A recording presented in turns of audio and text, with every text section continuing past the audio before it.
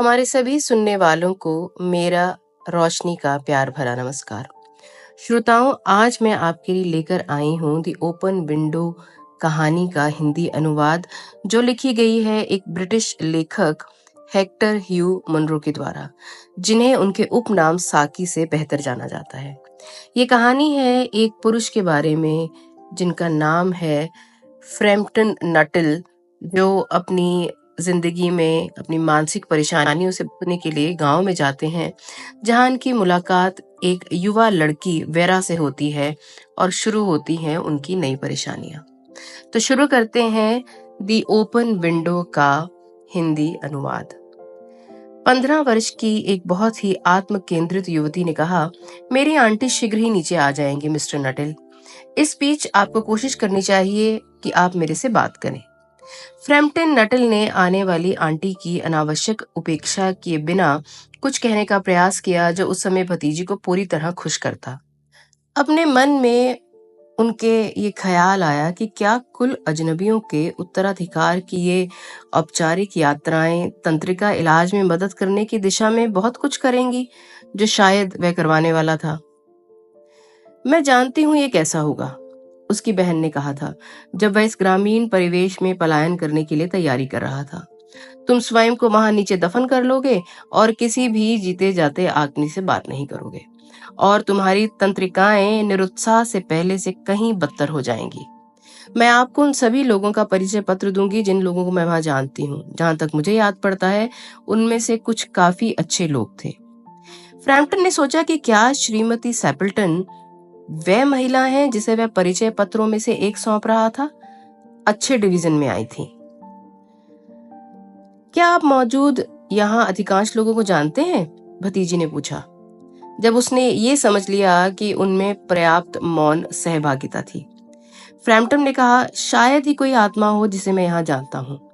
कुछ 4 साल पहले मेरी बहन यहाँ रही थी और उन्होंने मुझे यहाँ के कुछ लोगों का परिचय पत्र दिया है।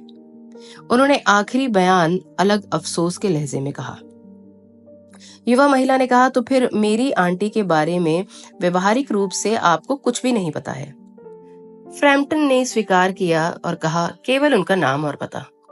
मैं सोच रहा था कि श्रीमती सैपल्टन विवाहित थी या विधवा। कमरे के बारे में कुछ अपरिभाषित बात मर्दाना आवाज का आभास दे रही थी। लड़की ने कहा, उनकी बड़ी त्रासदी सिर्फ 3 साल पहले हुई थी। ये शायद आपकी बहन के समय में होगा। फ्रैम्पटन ने पूछा, उनकी त्रासदी? किसी तरह इस शांतिप्रद देश में स्थानिक त्रासदियां अपनी जगह से बाहर लग रही थी। भतीजी ने एक लॉन की ओर खुलने वाली एक बड़ी फ्रांसीसी खिड़की की ओर संकेत करके कहा, शायद आपको इस बात से आश्चर्य हो कि हमने अक्टूबर की दोपहर में ये खिड़की खुली क्यों रखी है। फ्रैम्पटन ने कहा, क्योंकि शायद साल के बाकी समय के मुकाबले ये समय गर्म है।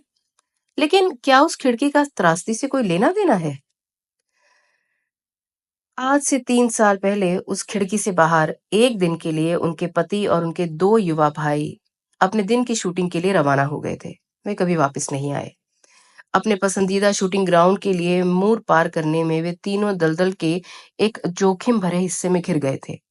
तुम्हें पता है, ये इतनी भयानक उमस भरी गर्मी थी और वे स्थान जो सुरक्षित थे, आमतौर पर अचानक उस समय असुरक्षित हो गए। उनके शव कभी बरामद नहीं हुए। ये इसका खौफनाक सच है। यहाँ उस लड़की की आवाज ने अपना स्व अभिप्रेरित स्वर खो दिया और हिचकिचाते हुए इंसानी स्वर बन गया। गरीब आंटी हमेशा सोचती हैं कि वे किसी दिन वापस आ जाएंगे। वे और छोटा भूरे रंग का स्पेनियल जो उनके साथ खो गया था, और उस खिड़की पर उसी तरह जाती हैं जिस प्रकार वे जाते थे। यही वजह है कि हर शाम काफी अंधेरा होने तक ये खिड़की खुली रखी जाती है। बेचारी मेरी आंटी। उन्होंने अक्सर मुझे बताया है कि वे कैसे बाहर चले गए। उनके पति अपने हाथ पर अपने सफेद वाटरप्रूफ कोट के साथ, और उनका सबसे छोटा भाई रॉनी, बर्टी तुम क्यों बाध्य करते हो, गाते हुए, जैसा कि वह उसे चिढ़ाने के लिए हमेशा किया करता था, क्योंकि उसने कहा कि ये गाना उसकी नसों में बसा है। क्या आप जानते हैं, कभी कभी आज जैसी स्थिर शांत शाम को मुझे लगभग एक खौफनाक एहसास होता है कि वे सभी उस खिड़की के माध्यम से अंदर आ जाएंगे। श्रीमती सैपल्टन आखिरकार नीचे आती हैं और अनजाने में अपनी भतीजी की कहानी की पुष्टि करती हैं। फ्रैम्पटन अपने मेजबान को अपनी बीमारी की प्रकृति से परिचित करने की कोशिश करता है। खुली खिड़की से वह उन चीजों को देख सकते हैं जो उसकी नसों को और खराब कर रही थी। वह थोड़ी कंपकपी से रोने लगी। ये फ्रैम्पटन के लिए एक राहत थी जब आंटी ने उपस्थित होने में देरी के लिए अनेक बार माफी मांगते हुए कमरे में प्रवेश किया। उसने कहा, मुझे आशा है कि वेरा ने आपका मनोरंजन किया होगा। फ्रैम्पटन ने कहा, जी हाँ, काफी दिलचस्प बातें की हमने। श्रीमती सैपल्टन ने तेजी से कहा, मुझे उम्मीद है कि आपको खुली खिड़की से कोई आपत्ति नहीं होगी। मेरे पति और भाई शूटिंग से सीधे घर आ जाएंगे और वे हमेशा यहीं से आते हैं। आज वो लोग दलदल में गोली चलाएंगे और वापस आकर मेरे कालीन को बुरी तरह से गंदा कर देंगे, जैसा कि वो आमतौर पर करते हैं।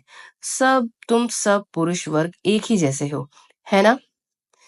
मैं शूटिंग और पक्षियों की कमी और सर्दियों में बतख की संभावनाओं के बारे में खुशी से उछल पड़ी बात करते हुए। फ्रैम्पटन के लिए ये सब विशुद्ध रूप से भयानक था। उन्होंने एक कम भयंकर विषय पर बात को मोड़ने के लिए कोशिश की, लेकिन केवल आंशिक रूप से ही सफल हो पाए। वह सचेत था कि उसकी परिचारिका उस पर केवल थोड़ा सा ध्यान दे रही थी और उसकी आंखें लगातार गुजरती हुई खुली खिड़की और पीछे बगीचे की तरफ देख रही थीं। यह निश्चित रूप से एक दुर्भाग्यपूर्ण संयोग था। उन्हें इस दुखद वर्षगांठ पर अपनी यात्रा करनी थी। डॉक्टरों ने मुझे पूरा आराम देने पर सहमति जताई है। मानसिक उत्तेजना की अनुपस्थिति और हिंसक शारीरिक कार्य की प्रकृति में कुछ भी अपरिहार्य, फ्रैम्पटन ने घोषणा की। जिन्होंने सहनीय व्यापक भ्रम के तहत पता किया कि सभी अजनबी और मौका परस्त परिचितों को किसी भी बीमारी और दुर्बलताओं, उनके कारण और इलाज की कम से कम जानकारी प्राप्त करने की परवाह होती है, लेकिन फिर भी उन्होंने कहना जारी रखा। आहार के मामले पर वे अधिक सहमत नहीं थे। श्रीमती सैबल्टन ने एक आवाज में कहा, नहीं, जिसके बाद अंत में उन्होंने एक जम्हाई ली। फिर वे अचानक सतर्कता से सावधान हो गईं, लेकिन फ्रैम्पटन जो कह रहे थे उस पर नहीं। वे चीखीं। आखिरकार वे आ ही गए, बिल्कुल चाय के समय पर। और क्या वे ऐसे नहीं दिखते हैं जैसे उनकी आंखों तक मिट्टी लग गई हो? ये सुनकर फ्रैम्पटन थोड़ा कांप गया और सहानुभूतिपूर्ण समझ व्यक्त करने के इरादे से भतीजे की ओर मुड़ गया।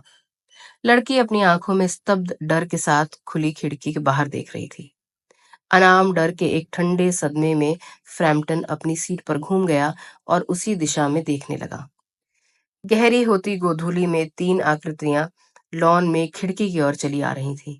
उन सभी के हाथों में बंदूक थी और उनमें से एक के कंधे पर सफेद कोट का अतिरिक्त बोझ लटका हुआ था। एक थका हुआ भूरे रंग का स्पेनियल उनके पैरों के पास था।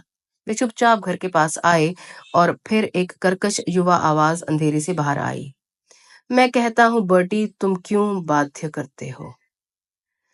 फ्रैम्पटन ने जल्दी से अपनी छड़ी और टोपी पकड़ी। हॉल का दरवाजा, पत्थर का फर्श और सामने के गेट पर उन्होंने तेजी से हुए घटनाक्रमों में से अपनी नजर बचाई। सड़क के किनारे आ रहे साइकिल चालक को एक आसन टक्कर से बचने के लिए बाड़े में घुसना पड़ा। खिड़की के रास्ते अंदर आते हुए सफेद बरसाती पहने हुए व्यक्ति ने कहा, मेरी प्रिय, हम आ गए हैं। मैं कौन था जो बाहर चला गया जब हम ऊपर आ रहे थे?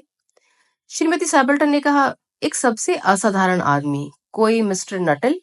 मैं केवल अपनी बीमारियों के बारे में बात कर रहा था और जब आप आए वह अलविदा कहे बिना या माफी मांगे बिना तेजी से चला गया।